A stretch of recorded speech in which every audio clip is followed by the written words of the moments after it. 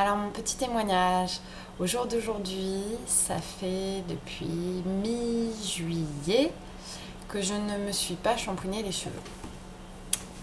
Je vous les montre un peu plus près. Vous voyez, ils sont pas gras, ils sont bons, ils sont doux. Bref, c'est que du bonheur. Et alors comment j'en suis arrivée là? Eh bien, donc j'ai démarré en février-mars, le Nopo. J'étais à un shampoing par semaine. Euh, j'ai eu pas mal de difficultés à espacer jusqu'à 15 jours. Alors, je me suis mis à la recette au bicarbonate. Je rigole parce que je pensais à mes espacements et à tous mes tests avec les shampoings secs pour m'aider. La maïzena, donc je me retrouvais comme une grand-mère malgré le brossage. Ça restait sur mes cheveux. L'argile était ce qui me correspondait le mieux. J'ai fait plusieurs tests, voilà. J'ai expérimenté. Le fameux water only, moi au démarrage, quand je le faisais, c'était une catastrophe. À chaque fois que je me rinçais, que je me faisais un rinçage de cheveux, mes cheveux étaient gras, mais dégoûtants. Donc voilà, il y a eu tout un temps comme ça d'expérimentation, de tests, d'espacement tranquillement. Donc j'étais voilà, arrivée mi-juin, c'est ça. Mi-juin, j'étais à environ un tous les 15 jours. Laborieusement un tous les 15 jours. Et les derniers, à partir de 10 à 15 jours, mes cheveux étaient quand même pas super. Je les attachais, enfin bon, c'était pas super quoi. Et donc j'étais à mes 15 jours et puis il s'est trouvé que mi-juin, que fin juin on était en plein fin de l'année scolaire, des tas de choses à faire. Je n'ai tout simplement pas eu le temps de me laver les cheveux, j'ai pas pris le temps de me laver les cheveux.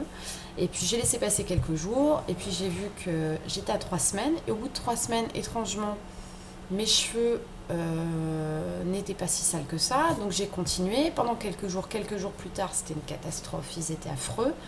Et là, je me suis dit, bah, il me reste quelques jours à tenir pour faire mon mois, donc autant y aller. Donc j'ai été jusqu'à mon mois sans rien, et puis j'ai même continué quelques jours de plus parce que vraiment mes cheveux n'étaient pas sales. Donc j'ai fait pendant ce mois sans rien essentiellement des rinçages à l'eau dans une petite bouteille. Alors moi j'aime bien l'aloe vera parce que vous voyez j'ai des cheveux un peu bouclés, ondulés et ça me permettait quand j'avais envie après beaucoup de brossage de reformer mes boucles. Donc j'avais acheté une petite bouteille d'aloe vera et j'avais fait dans un petit pchit de l'eau avec quelques gouttes d'huile essentielle d'ylang-ylang. Pendant mon mois sans rien, c'est arrivé que je pchit un petit peu de l'huile essentielle et que je mette un peu d'aloe vera, donc c'est une espèce de gel, c'est ça, du gel, dans mes mains avec de l'eau et que je vienne un peu faire comme ça avec les boucles.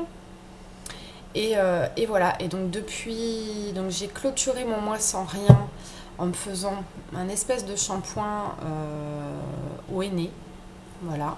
Je ne les ai pas vraiment shampooinés en fait, j'ai mouillé mes cheveux, j'ai fait mon henné et j'ai rincé mes cheveux. Et depuis, je fais des rinçages à l'eau. Quand ils ont un coup de sale, je fais des rinçages au vinaigre. Là, bah, ça va faire dans pas longtemps, là, ça va faire 2 mois. Donc je commence à ressentir l'envie, le besoin quand même de les laver. Donc je vais le faire dans pas longtemps. Puis je me prends pas la tête. Ce que je trouve agréable, là au jour d'aujourd'hui, c'est que je fais des rinçages à l'eau. Et surtout, je suis même pas capable précisément de vous dire quand est-ce que j'ai fait un rinçage. Je le fais quand j'en ai besoin. C'est-à-dire quand je vois que mes cheveux sont un peu... me gratouillent un peu ou sont moins jolis, comme c'est un peu le cas aujourd'hui. Ben, je les lave. Je les lave à l'eau. Voilà. Et une petite précision que j'ai oubliée par rapport au brossage. Donc l'utilité de ce geste, c'est de répartir le sébum des racines jusqu'aux longueurs. Et ce qui est important aussi, c'est de nettoyer sa brosse très très régulièrement, donc soit avec du bicarbonate, soit avec de l'eau et du savon, et de la laisser sécher. L'idéal étant de le faire tous les jours. Moi j'avoue que je ne suis pas forcément très assidue sur le lavage de brosse, mais je vois qu'il y a des résidus de saleté, que ça, non seulement ça répartit le sébum, mais que le brossage permet aussi de bien éliminer toutes les petites saletés, toutes les petites impuretés. Donc c'est quand même important de le faire assez régulièrement. Voilà, je crois que j'ai presque tout dit. Je voulais vous parler, en même temps que j'étais en train d'imaginer ce film, sur le groupe, il y a une autre personne qui a eu un projet de faire un petit film sur le Nopo. Si le lien n'apparaît pas dans la vidéo, je vous le mettrai en commentaire quand la vidéo sera faite, où elle parlera du Nopo, de l'hygiène naturelle et avec des témoignages de personnes, beaucoup plus de photos et tout ça.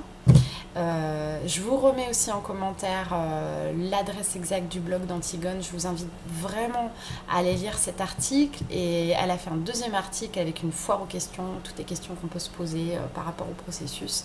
Et vraiment, je la remercie encore une fois de cet article qui a été le point de départ pour beaucoup d'entre nous de se lancer dans le Nopo. Et voilà, et j'espère que cette petite vidéo vous a intéressé et n'hésitez pas à mettre des commentaires, à mettre des petites questions. Je tenterai d'y répondre du mieux que je peux. Voilà, à une prochaine!